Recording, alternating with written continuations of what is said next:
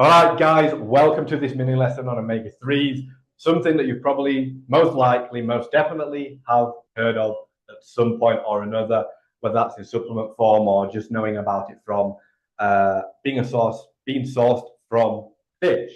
However, in this mini lesson, I am going to share more depth and knowledge and, hopefully give you a good understanding of just why this is so important to supplement. It's like probably the one that there's probably about 5 that I most recommend, but this is one of them that I recommend to everybody. Everybody should be supplementing with omega-3 in the West, unless you are having consistently 2 to 3 portions of fatty fish per week, which for the most part, for most people, that's not the case. Okay, so I'm going to also make this specific to why this matters as a business leading guy, especially if you're over sort of 35. So if you are over 35 and you are leading a business or a team while trying to balancing family time and personal time, you're grinding through the days, high stress, high pressure sometimes, omega-3s are most certainly and most definitely going to benefit you. And they definitely just are a must-have, as I've shared just a moment ago. So let's get into the science of why that is. Omega-3 fatty acids, primarily EPA, eicosapentaenoic acid, and DHA, docosahexaenoic acid, are essential fats. Your body simply can't make them from scratch. It can make them from ALA, alpha linolenic acid, which is another form of omega-3.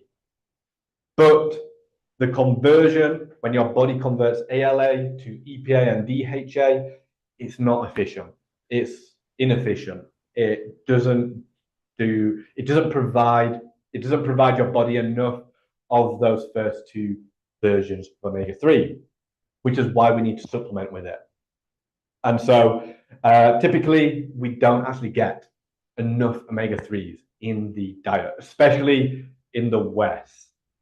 On top of that, though, the typical Western diet is heavily skewed towards omega-6s.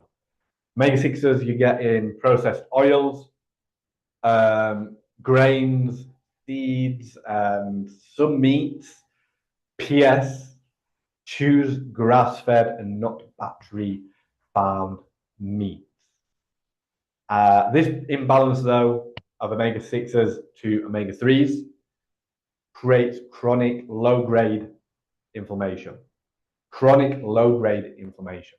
Now, you might not necessarily know exactly what that means, but you probably know that that's not great and it doesn't sound good. So, for context, the average omega-6 to omega-3 ratio in the Western diet is around 16 to 1. That's 16 for omega-6 to 1 omega-3. Where does it need to be? Here, 2 to 1. 2 omega-6 to 1 omega-3, up to 4 to 1. So 2 to 1 to 4 to 1 should be the ratio we really want to be getting. But it's so, you can see there's a huge disparity there, right? This is where the Western diet, on average, tends to be. This matters because a major imbalance here contributes to major inflammation and thus poor heart health, CV health, disease, brain fog, and even reduced testosterone levels in men. All things nobody wants, but especially if you have high stress, long days, and sleep deprivation, you're going to suffer. And so supporting your body with at least the low-hanging fruit is the least you can do. So let's get into then what omega-3s actually improve based on the science. So first off, cardiovascular health, as in reduced triglycerides, blood pressure, arterial plaque, which all help stress disease risk. For a little bit of context behind this, in 2021, EPA and DHA supplementation actually showed a reduced risk of major cardiovascular events in especially high-risk populations. So if you're carrying a little bit of weight, if you maybe have some, predisposition to problems with heart health or anything else, this is going to support DHA, EPA, omega-3s are going to support you with that. Second to that, cognitive function and brain health. Something that you probably have heard marketed with omega-3s. DHA, more specifically, is a critical building block of the brain. Multiple reviews link omega-3s, better memory, reduced brain fog, and lower risk of depression. On top of that, especially getting into your 40s, your 50s, what's going to be important is inflammation and joint recovery. Omega-3s are shown to reduce C-reactive protein count. CRP is a key inflammation marker. Your liver produces these molecules in reaction to inflammation. This actually then supports, as in omega-3 supplementation supports, faster recovery from exercise and stress. Next, we have hormonal balance and testosterone, something that maybe you hadn't actually thought about with omega-3 supplementation. Omega-3, especially DHA, may actually support testosterone, which is something relatively new, especially in guys considered less fit and healthy. A 2020 random control trial found men supplementing with DHA, omega-3, saw an increased testosterone and improved, should I say, sperm motility, meaning healthier sperm. And then lastly, mood and resilience under stress. So omega-3 actually supports serotonin and dopamine signaling, which is probably why omega-3s are linked to better mental health and less depressive symptoms. All in all, they support emotional regulation and mental resilience. So moving on, how much should you actually be taking? Like what sort of the dosage or the recommended intake you want to be consuming of omega-3s, especially EPA and DHA per day? The recommendation is around about 1,500 to 2,000 milligrams, although there's no solid upwards limit and no solid bottom limit. But anything under 1,000 milligrams often falls short for cognitive, cardiovascular, and hormonal support, all of the points that I've mentioned here. So you want to be aiming for at least 1,500 to 2,000 milligrams generally for EPA and DHA per day. My recommendation, check the capsule on the labels just to see how many that you actually need to take in order to achieve that. And just FYI, make sure that you are focused on the EPA and DHA, not just necessarily the total fish oil content. In terms of what's the best brand or what's the best type of omega-3, you want to make sure that you are consuming triglyceride form, or that's my recommendation at least. Triglyceride form is the most natural form, but re-esterified omega-3s have equally great bioavailability, more so than the synthetic form, ethyl ester forms, which I don't recommend, and they are less bioavailable anyway. Look for supplements that state high EPA and DHA content, minimal fillers, and have third-party testing for heavy metals, which can be something that, excuse me, can be something that you can come across. So just make sure that your omega-3s are tested by third parties for heavy metals and potentially even as certified.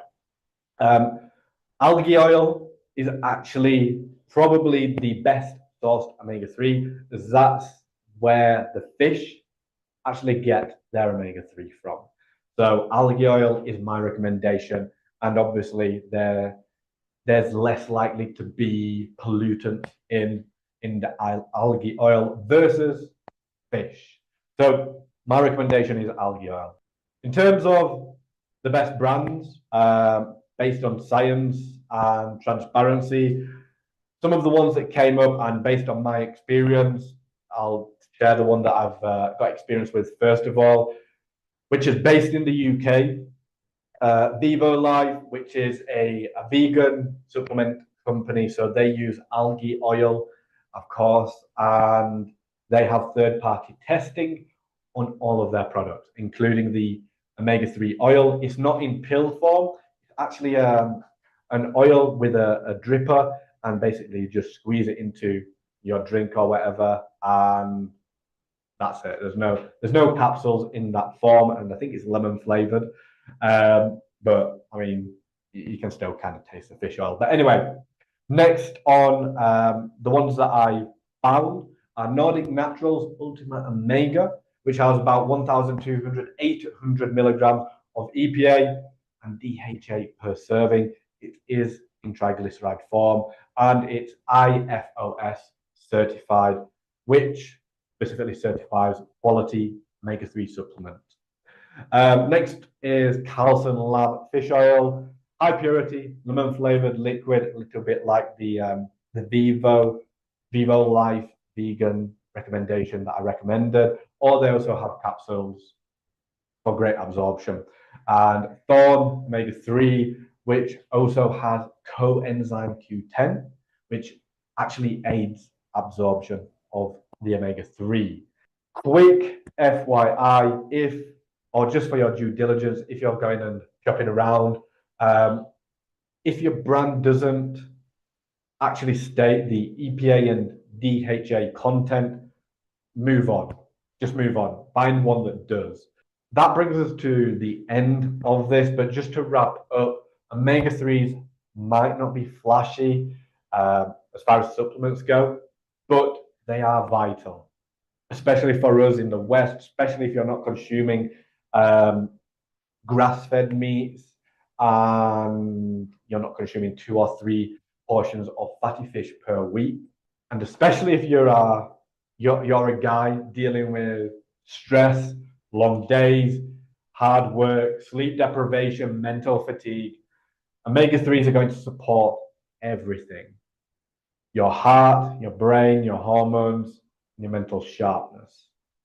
Unless you eat, like I say, the 2 or 3 portions of fish per week, you're likely not getting enough omega-3. And if you eat a typical Western diet, then you are going to be skewed towards the more pro-inflammatory omega-6 anyway.